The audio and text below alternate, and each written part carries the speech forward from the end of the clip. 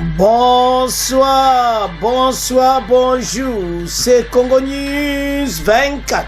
Bande Konanga, comme toujours avant de commencer notre émission, nous disons merci à Dieu.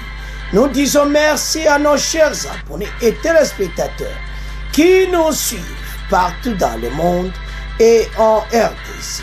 Bande Konanga, soyez les bienvenus. À la une, chers téléspectateurs, on va commencer cette émission Bandeko. Oye yindi na Bujumbura. Boyoka message à chef de l'État. Bandeko en direct de Burundi.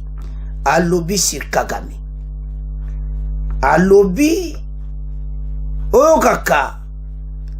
Kindenge nini Kagame azosana. Azoboma batu na Est. Bandeko fachi pena. A yindisi. Tous à la connecter. Peut-être qu'on développe en émission na biso. Deuxième point péché, téléspectateurs. Awe Yindi Bandeko. Réseau de trafiquants d'or vers le Rwanda, démantelé au Sud Kivu. Boyo Kawa stratégie à Fachi. Et puis, ils ont créé création de l'inspection générale des mines pour lutter contre la contrebande minière. Donc, pas casser président rwandais, totalement président rwandais m'a solé ici. Fachi azo détruit na nenga muketi. Alors président rwandais ba kopa buo pia. Ezaya ko inda esi yindi. Bandeko émission na bise bandi. Comme d'habitude, yebsa moninga nyonso te erangwe koki. Autre sur l'ensemble la situation politique à RDC. Bandeko tokoloba na oyo elekina Bujumbura. Mokonza mboka alobi penza. Asali discours ya 13 minutes. Bokoyoka yango.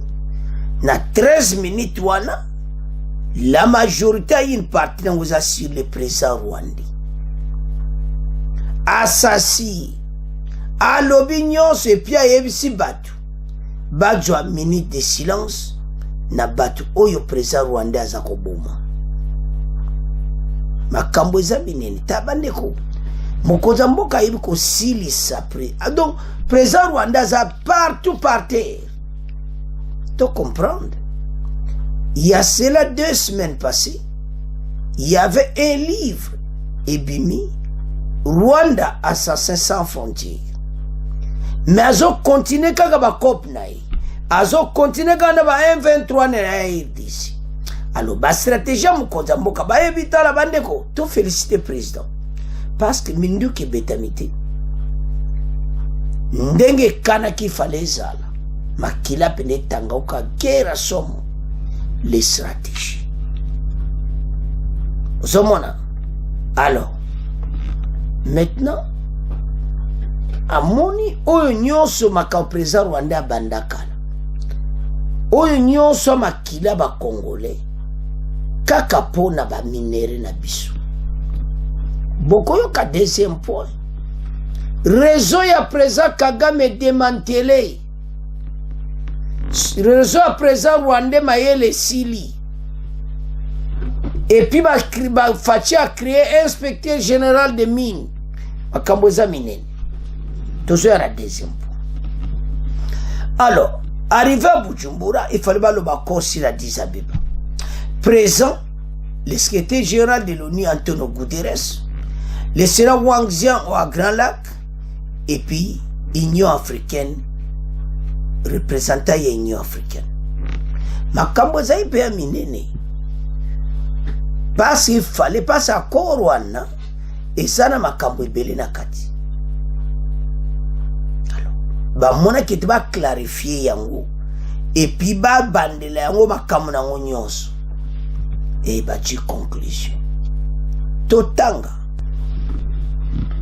Lors de son intervention, Bandeko boyoka le message de Fachi Kagame lava Bujumbura. Lors de son intervention, au 11e sommet du mécanisme de suivi de l'accord cadre d'Addis Abeba, samedi 6 mai à Bujumbura, Félix Tshisekedi a dénoncé encore une fois la violation de cet accord par le Rwanda. sous couvert du mouvement terroriste du M23, pourtant des faits qu'il a ressuscité, affirmé le président congolais, le Rwanda. C'est donner la liberté d'agresser et d'envahir une partie de la RDC. Alobeli yoyo kaka. Donc, et ça là qui a connu. Félix Tshisekedi a dit sa profonde amertume et une grande désolation de constater 10 années après l'entrée en vigueur de cet accord cadre, la rupture de cette partie pas collective d'un État signataire, j'ai cité la République du Rwanda, qui sous couvert du mouvement terroriste du M23, pourtant des faits qu'il a ressuscité. C'est donner la liberté d'agresser et d'envahir une partie de la province du Nord Kivu en République démocratique du Congo. Il a ainsi dénoncé une totale violation de l'engagement numéro 3 de l'accord cadre, dont Kigali est signataire, de même que les chartes des Nations Unies et de l'Union africaine, dont il est partie prenante. Le tout sur fond exploitation de nos ressources naturelles. Yangwami beko zozo mpona ba ressources oyo. Bandeko mokonza mboka penda lobi.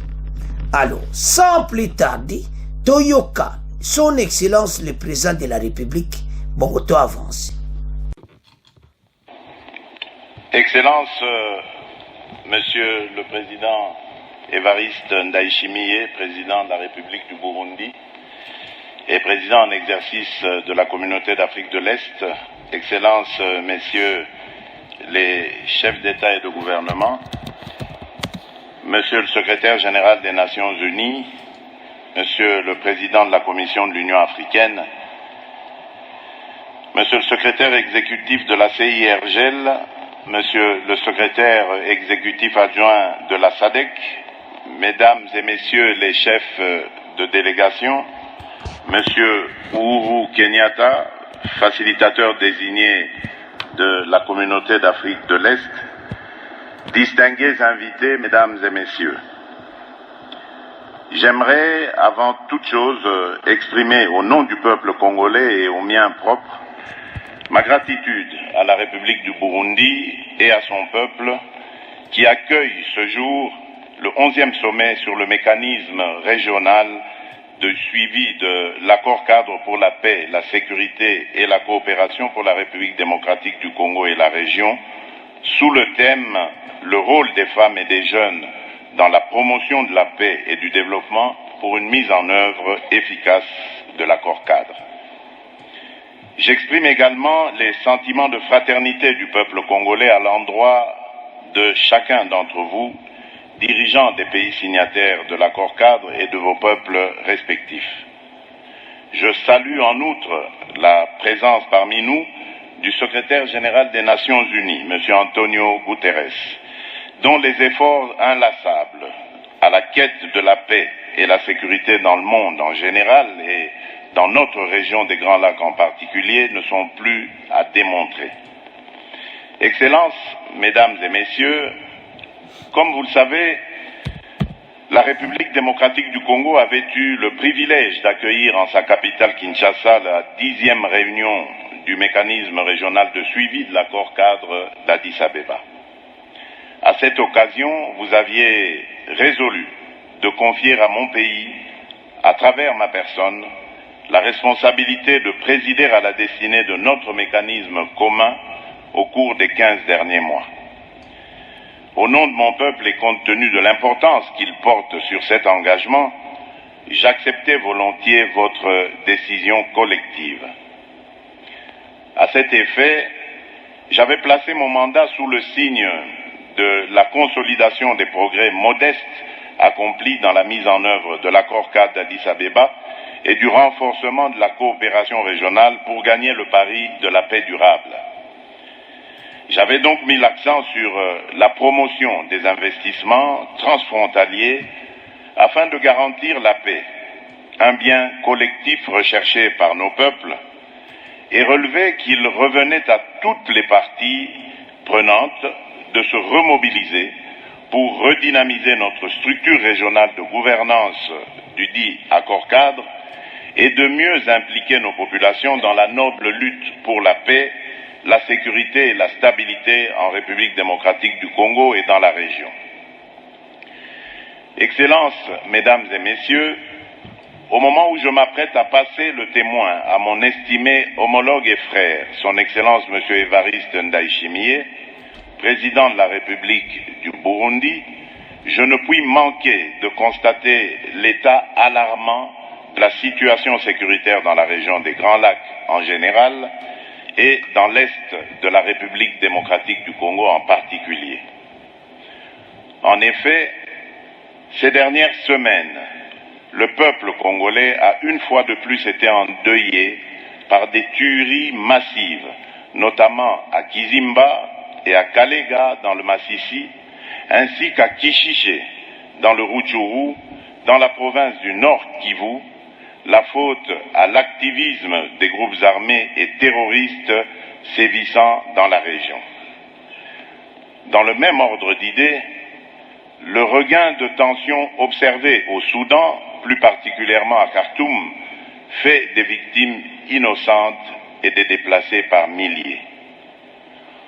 En leur nom et en leur mémoire, je vous prie, s'il vous plaît, de bien vouloir nous lever et observer un petit moment de recueillement.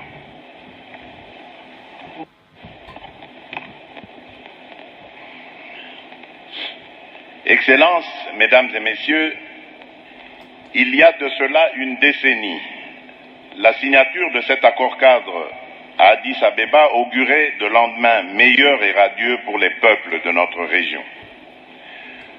Nos États souscrivaient et décidaient de faire du respect de la souveraineté et de l'intégrité territoriale des pays voisins, de la non-ingérence dans les affaires intérieures des uns et des autres, de l'interdiction de fournir une assistance aux groupes armés ni à des personnes impliquées dans des crimes de guerre et contre l'humanité ou des crimes d'agression, et de la facilitation de l'administration de la justice grâce à l'entraide et à la coopération judiciaire dans la région, la pierre angulaire de notre action collective, nous autres États géographiquement localisés dans cette région des Grands Lacs africains.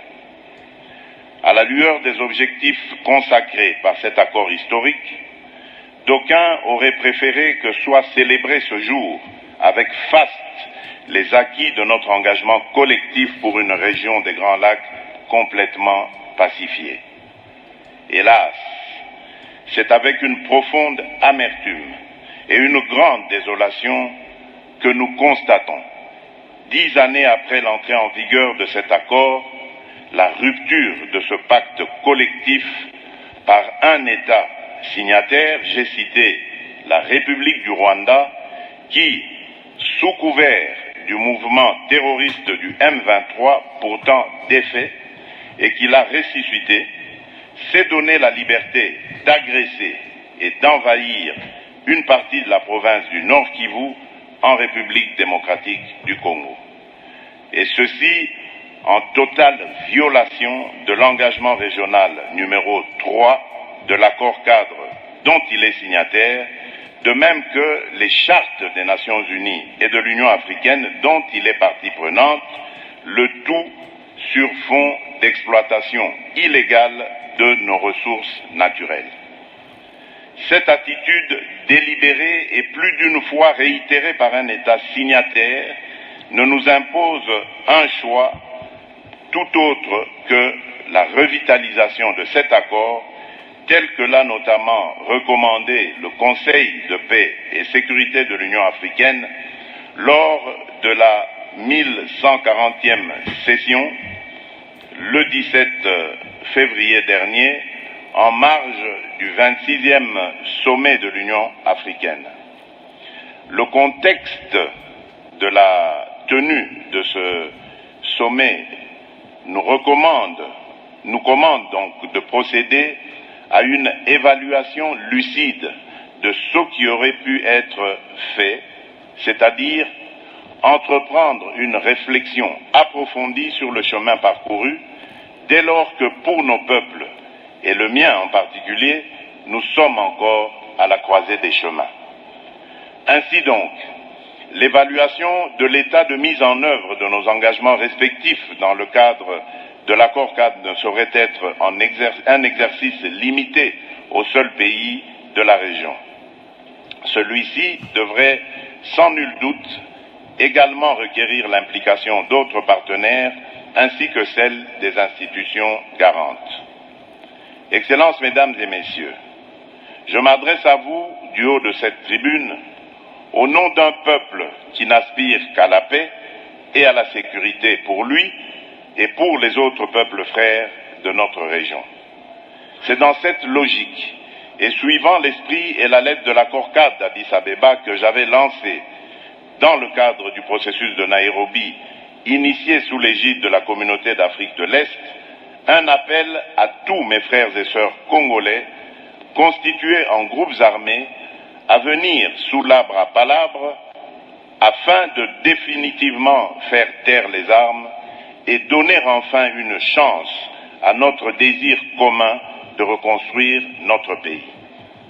Dans le même esprit, faisant face au combat engagé par le Rwanda sous couvert du M23 au Nord Kivu, il avait été décidé lors du mini-sommet du 23 novembre 2022 à Luanda, en Angola, dans le cadre du processus dit de Luanda, sous la facilitation de son Excellence M. João Lourenço, président de la République d'Angola, président en exercice de la conférence internationale de la région des Grands Lacs, la CIRGL, et médiateur désigné de l'Union africaine pour venir à bout de la situation sécuritaire alarmante, de la cessation des hostilités et des attaques du M23 contre les forces armées de la République démocratique du Congo et la MONUSCO, ainsi que de son retrait des territoires occupés vers les sites de cantonnement.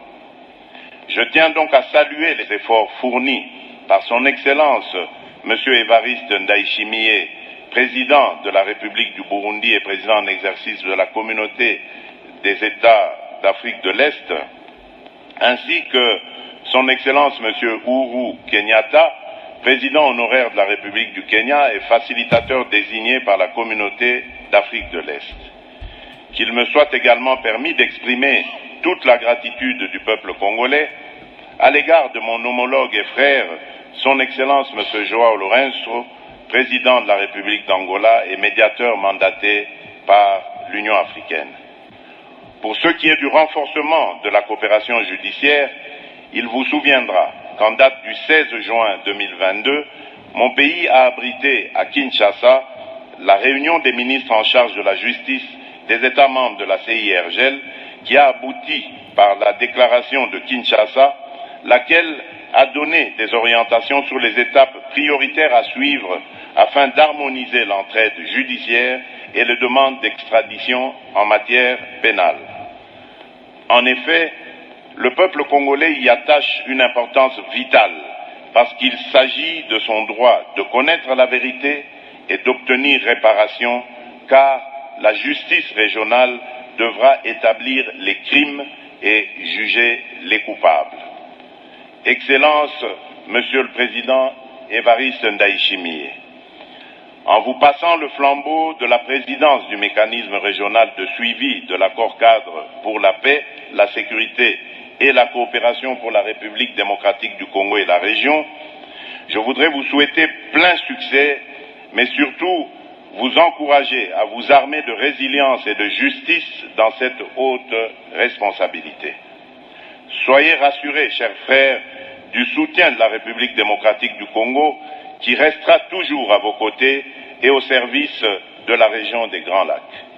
C'est avec un très grand plaisir que je transmets maintenant les pouvoirs de la présidence du mécanisme régional de suivi de l'accord cadre pour la paix, la sécurité et la coopération pour la République démocratique du Congo et la région. Monsieur le Président, vous avez à la fois la présidence et la parole. Je vous remercie. Que Dieu bénisse notre région. Alors, Bandeko Tolandi, 13 minutes wana, au Fachaloubi, a touché ma point moko important. Rwanda sien qui accord à Addis Abeba. makambo to ya zo sala ezala kati ya kora DGT ya koko sala ya nguti eze interdit na kati ya koro wana les pays de la région agresser un autre pays sous couvert ya M23 mokonza lobeliye parce que le président rwandais naja sobande ko j'en suis sûr nana zwa moto asalende facha salieti abimisi na poisa abimisi nyonso président rwandais maelisi bande ko facha gaye match pas président parce que so tali président rwandais adindipenda et si tu ande babimisi le livre wana Assassin sans frontières mais yaya silimbala moko alors maintenant facha lobi akoro ya Addis Abeba Rwanda signa mais yele me Rwanda buki mibeko wana ayeko agresser RDC et puis abuki mibeko ya Union africaine abuki do ba signataire nyonso ba sieki akoro wana abuki ma mibeko tout na M23 baye ba continue ba cop na ba ndeko guerre à l'est ekosila elobinde komoko alubi facha vraiment stratégie minduki bene beta makaster bato bele bakufite na minduki ya guerre mais entre temps les M23 bazo terroriser bato baza accuser ya koboma osomona peneza propriété ya to esa ba congolais totelema pona mboka c'est notre pays ba ndebo zomona président rwandais ayebike azana problème sérieux et puis yena boccidentaux ba cop nyonso ekoti mai bango ba yeke invasion ko simba mais ba kuta na dernier des stratégies président rwandais mayele isili alors to meka ko résumer ngo koloba que le président rwandais but na ezaka moko esprit ya expansion ya un petit pays comme le Rwanda ya baloba na pete so munoko muti beta ki libaku a Cotonou abimisa ba secret ye moko que voilà depuis l'état colonial ba trace ya ki mabe ya wana ya zo sala makambo akanga minasinga mayele sile ba américain mwise ya zaza ba français Macron koti oyo ka mukila na gada mbati bango tuale ba panzana bien kope foire na RDC oui mais tous en face national ennemi bandeko batu mabe ba kotika la kaka batu mabe et surtout kazo mona ndeni RDC sa ko avancer azomona RDC oyo soto tiki ba on calme ba kokoma plus que nous mais oui ocha calme te armée zo bonga malembe pesa Rwanda ko mono yo ka ba mine étoile aondi mati potile la mona kaka faiblesse mon brisade yango epesa passe ko mona koma PPRD basali 20 ans au pouvoir makambo ebele esayi malamu te même notre armée bakoma kile mo MP makoma kambo ebele mokonza ye kovanza masolo yanto esa ba congolais match ezana kana biso tozala mayeli les diables risés bazoluka partout mais balio bakanga mina singa akora loin de lobby et assez offensif balia bazo sasaka bo mesili to sido bango balinga kamboko ekabwana et tout ça mayele sili bangonde bazawana alors voilà bandiko o balo bake yindi na Bujumbura fachi pena lobeli président rwandais alors maintenant tous la réaction ya makambo wana mboka oyo ko continuer ko za sous occupation rwandaise bato à tout dégage na ba EAC tout le monde alors bandeko nanga c'est à ce point comment tika premier point to comment na deuxième point bandeko to komi na deuxième point na biso ba konza mboka ba stratégie kaka oyo ka réseau Il y a trafic d'or, oui, qui est na Rwanda démantelé. Président Rwanda mbala oyo, ceux qui battent Qatar, ba bien futa mbongo na banga zwaki. Mbongo zoki ba bata Qatar ba orezo kokate ndenga zayi kozwa. Bandeko bakangi bango na Sud Kivu. Réseau pendo kaka kosakana te bokomona bango balati mo bateni ya makala. Mboke bani ko changer pour l'era kala. Bato bakopesa bango mbongo me baboyi mbongo bakangi bango to féliciter renseignement na biso. Et puis bakonzi bazo crier inspection générale des mines. Ndebo mona ka inspection générale des finances, tozo commanda inspection générale des mines. Alors, président Rwandais maye le sili. Azana banyongo batu na ba cahier de charge na ye. Ba ora zo zwandenga zako zwate. Guerre à l'est, ozo samana est a comme un problème. État de siège. Partout à SAEDC, bazo beta bafoui. Alors, président Rwandais a comme un problème bandiko. Et maintenant, dossier Oyo, il faut comme la yengai. Pourquoi? Parce que ba démanteler réseau mobimba, ba yiba kaba ora EDC katsaka Rwanda. Président Rwandais n'est pas na silero na pale a kope kufie. Président Félix Azombo wa kop nanga akoboma yango nyonso. Ozomona ba stratégie facha zo silisa président Rwandais tout. D'abord à créer qui ba artisanat ba jeune na ba kum côté ka ba ora mongo sans problème. Ba kop na esikoyo ezo foiri. Futambonga bata Qatar, président Rwanda comme un problème. Qatar e weba or pour Qatar yemo comme zangire ka RDC. Ba sabe société là et donc o ka facha zo kata pena président Rwanda kwanga. Bazo botora e kwanga. Wazo lia donc amoni pena ki ba kope kufi. Ane mukoza mboka zo silise na ba niveau tout. Alors maintenant, ce que tali batango, bandeko, akangi bango. Do président Rwanda zana ba réseau ko sakanati. Lero talaka bango, mawatu, son makala, bango nyoso à la prison de Makala. Batouana, non, ils ont fait ça passer. À la prison, je m'excuse à Makala, mais à la prison pour le moment, je crois même à Sud Kivu. Alors, total. Et Yindi, un réseau de trafiquants d'or vers le Rwanda démantelé au Sud Kivu, Boyoka. Et puis Fatchazo crié création de l'inspection générale des mines pour lutter contre la contrebande minière. Et le moment du conseil des ministres, alors, ils sont banda kalati. Pour na bateau nyonso, bayiba kabilo ko panabiso. Aux arrêts. Contrebande et au Rwanda. Talaka bangwa. Alors, lutte contre la contrebande minière, les services de renseignement démantèlent un vaste réseau de trafiquants d'or vers les pays agresseurs de la RDC, le Rwanda. Joli coup de filet pour les services de renseignement militaire de la République démocratique du Congo.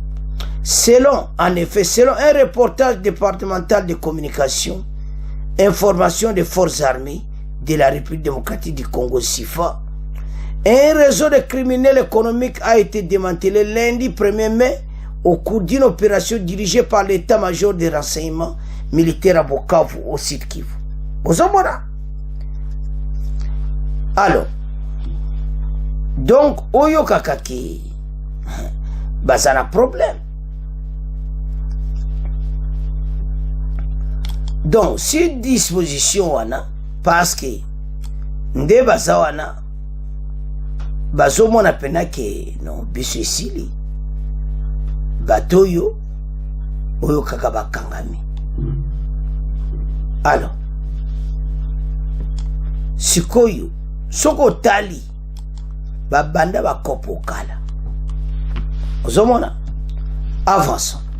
En sans disposition, ces réseaux de criminels économiques constitués de 25 personnes, 25, parmi lesquels les étrangers et les autorités des services spécialisés de l'État, à savoir le directeur provincial de DGM Sud Kivu, Jacques Ikwa Ekila, la directrice de province adjointe de la DGM, Solange Nabitu, le directeur provincial Tches Katombe, le conseiller financier du gouverneur de la province du Sud Kivu et d'autres en possession de 120 kilos.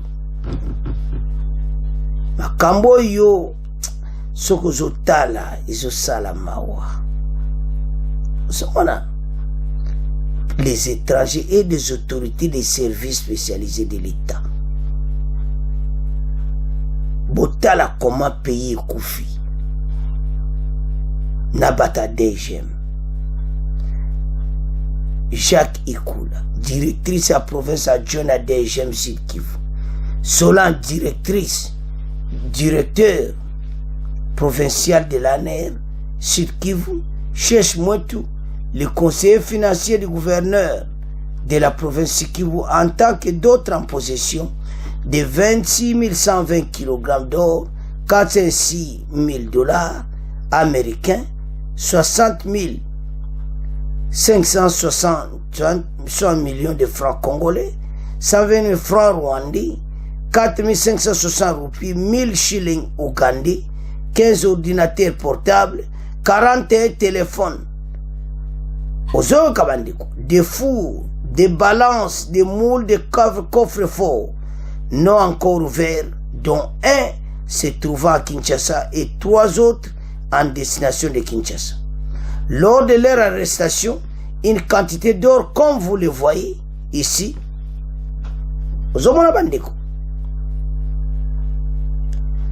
comme vous le voyez ici, il y en a d'autres, une autre quantité qui est dans les sacs, une quantité d'or également a été saisie.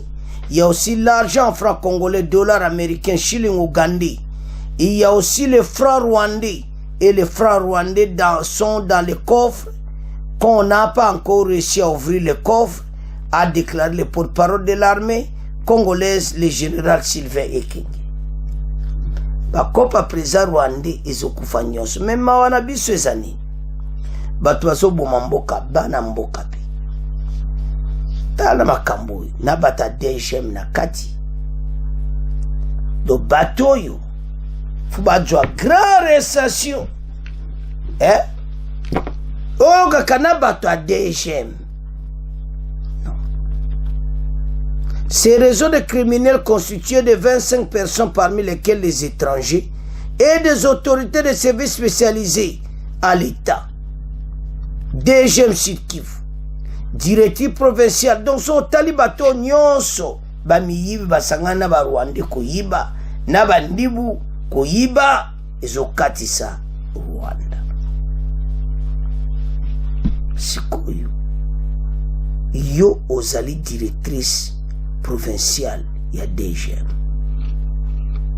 yo oza directeur provincial à DGM, mais osala no bakopo bandakala o mukonza mboka zolinga a détruire président Rwandais ko sili semba la moko, mais bino bozo pese sous président Rwandais force directeur à DGM. Je me demande, ba directeur oyo, bandeko, tala, et a situation moko ezo sala pasi l'air moko soko tali, o lobi ke mboka na biso eza mawa. Bandeko makambo eza minene, soki nazo tala, dossier oyo, mona raisonné tina bi, nzambie, mboke ko avance ndini, na bakonza DGM na kati. Donc mona pena ke batumbi pena mboka, donc bateki mboke pa président rwandais, ba or nyonso a RDC ezokende Rwanda. Voilà grand dossier oyo tozanango, parce que eza pena mobulu. Alors, soko zotala yo muta DGM na kati makambo oyo, osomona teke vraiment eza dangereux. Alors, tomeka ko développer ya bande ko Sud Kivu eza ya kuningana na DGM bamasa président Rwanda uzomona donc DGM na biso directeur na directrice provinciale bakoti na bakopo sikoyo président Rwanda mbongo apesa bino combien bandeko congolais mota osepela na bavoisin makamba osala biso parce biso moko batozo permettre bato a DG mwana baza bato fu babeta grand prison soki omona clairement ke baosisa valeur mboka koma yo pena moto immigration okoma no moto bakopa o na président Rwanda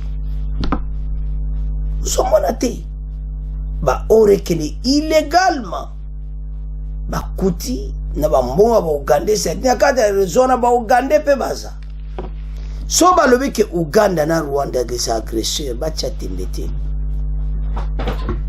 somona bakuti na mbonga ba Uganda soto tala biloko bamba wanga nande donc ba voisin baza conscient na makambo to ba osale para biso osomona bakanta bakangi na bina bato na bambongo na bino ba fra Rwanda na ba shilling ya gaya Uganda voilà le comment Uganda ba détruire Rwanda infiltration na bango a est kapo na ba or na biso et maintenant les sili bon parce que ça démanteler sans arrêt bazalim de bomone na ba tenir à prison sont déjà en prison. Comment yo mo konzi a DGM un directeur na directeur financier provincial na ba bino nyonso wana votre football ya grambala et pas y agresseur non et pas y agresseur moto azo détruire bino nyonso wana bokepe bosala cop na président Rwanda bato yo baza kogresse mboka na biso et c'est ça normal bandeko c'est difficile ces dossiers le na tangi na taliba DGM na kati ya makambo oyo non ba DGM ba trafiquant do démantelé zomona non to bango basala kabulo na banka ko kene pas pesa président Rwanda donc a tchatcha ba ko partout comme ça et ces accords d'insécurité ya continuer ko yiba ba mais malembe to ko koma bato yo baza batmo malamuti soko tali ndenge makambo zo salama biso ba congolais mawa un cadre aux appels directeur mais coopérano na muto abomaka bandiko na yo non bata déjà faut bali à grand bala alors service à renseignement militaire ba osala grand boulot ya ontolo bakeva na état de siège na Kivu P bosala pe na Sud Kivu P état de siège. Par ce côté nord, baza coincé tellement trop. Maintenant, ba quitter la Sud Kivu. Alors, président Rwanda zo luka partout ba minéraux na biso pour vivre. Alors, bande ko nanga bota la dossier. En tout cas, eza passe pe ma mais problème eza que autorité ba koti na ba kopwa. Osomona. Alors, vraiment humiliation faut ici la totika. Côté kakambo ke pas président Rwanda. Beaucoup soit nini en tout ça. Alors, bande konanga, c'est à ce point comment clôturer mission nabiso. Bon, continuez à s'abonner massivement. Au revoir. À la prochaine.